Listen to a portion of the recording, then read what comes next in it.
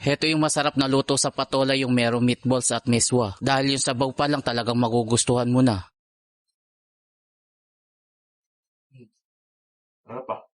Meron ako nabiling kaunting giniling na karne ng baboy. Tapos gagawa tayo ng meatballs. Masarap kasi ito sa patola. Bumili na lang ako ng carrots yung nakahiwa na para mas makamura. Timplahan na natin ito ng bawang, sibuyas at yung dahon. Naglagay din ako ng 2 kutsarang harina. Ito yung magsisilbing binder. At 1 pirasong itlog, tinimplahan ko na rin ito ng powder na paminta at naglagay ako ng MSG. After ko mailagay lahat yung mga ingredients, pwede na itong haluin.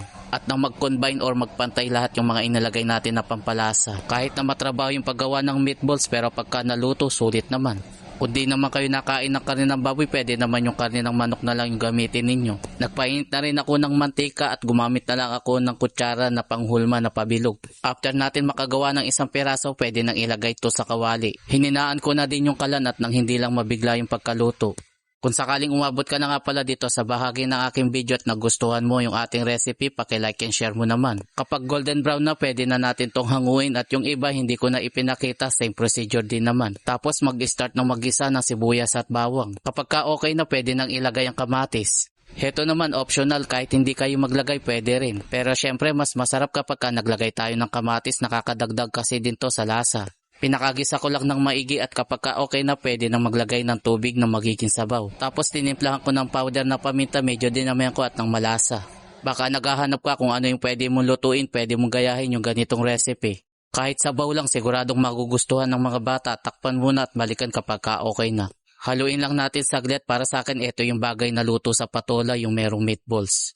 Pwede nang ilagay at pakuluan ng kaunti bago ilagay naman yung patola. Baka umabot ka na rin dito sa bahagi ng aking video, paki-comment mo naman kung taga-saan ka para malaman ko kung saan lugar ako napapanood. Hinalo ko lang ito uli saglit at tinakpan, balikan kapag ka okay na, mabilis lang naman kasing maluto yung gulay. Medyo half cook lang yung gagawin natin, di rin maganda kapag ka nasobrahan na luto yung patola. Tapos pwede nang ilagay naman ang miswa. Bumili ako ng 2 plastic, yung tig 7 pesos.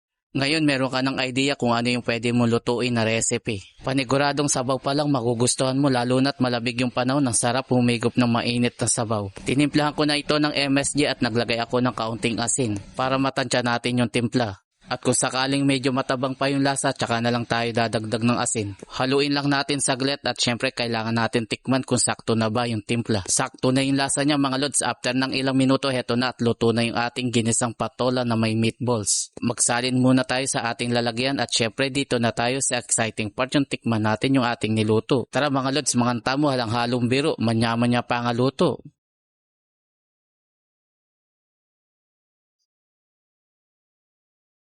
Sarap.